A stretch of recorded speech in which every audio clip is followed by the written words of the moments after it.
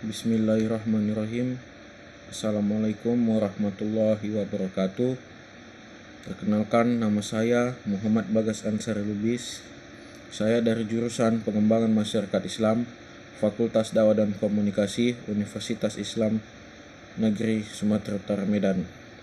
Di sini saya ingin memenuhi tugas UTS resume yang berjudul tentang komunikasi Islam, komunikasi efektif, strategi komunikasi, dan teknik komunikasi.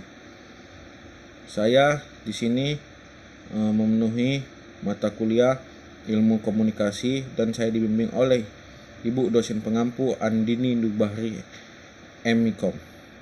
Baik, di sini saya akan membacakan resume tentang komunikasi Islam. Jadi, komunikasi menurut KBBI, komunikasi diartikan sebagai pengiriman dan penerimaan pesan ataupun berita antara dua orang atau lebih sehingga pesan yang dimaksud dapat dipahami.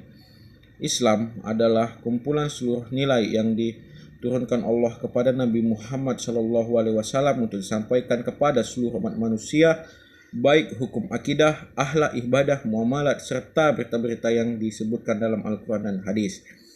Jadi komunikasi Islam itu yaitu peristiwa komunikasi di mana komunitor atau dai, ustadz, mubablik, kiai menyampaikan pesan verbal maupun non-verbal seputar ajaran Islam melalui metode dan strategi tertentu kepada komunikasi baik itu individu, jamaah kelompok, ataupun masyarakat luas. Selanjutnya saya akan membaca resume tentang komunikasi efektif. Komunikasi adalah suatu aktivitas penyampaian informasi, baik itu pesan, ide, dan gagasan dari satu pihak ke pihak lainnya yang dilakukan oleh secara langsung maupun tidak langsung. Menurut KBBI, efektif itu berkaitan dengan kata efek. Efektif berarti menimbulkan akibat manjur, berhasil, dan berlaku dari kata tersebut. Efektif bisa juga dibilang sebagai suatu akibat yang menggarah, positif, dan berhasil.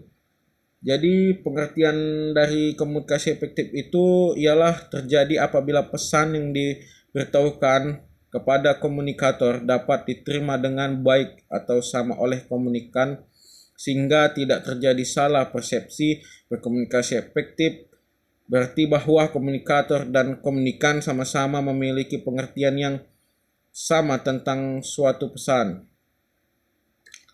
Selanjutnya, resume strategi komunikasi ialah seni bagi individu ataupun kelompok untuk memanfaatkan kemampuan dan sumber daya dimiliki untuk mencapai target sasaran melalui cara-cara yang dianggap dalam efektif dan efisien. Jadi strategi komunikasi adalah perencanaan dalam penyampaian pesan melalui kombinasi berbagai unsur komunikasi seperti formalitas, isi, dan saluran komunikasi sehingga pesan yang disampaikan mudah diterima dan dipahami serta dapat mengubah sikap atau perilaku sesuai dengan tujuan komunikasi.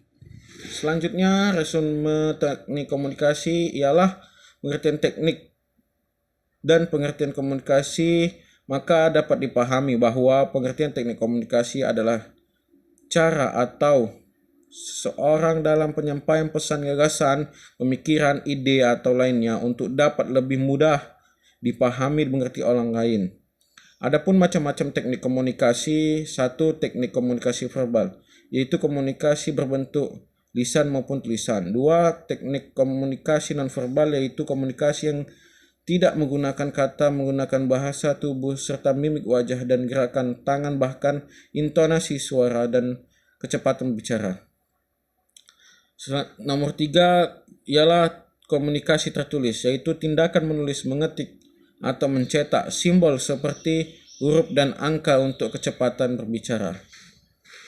Ini saja yang bisa saya sampaikan dari hasil resume saya tentang komunikasi Islam, komunikasi efektif, strategi komunikasi, dan teknik komunikasi.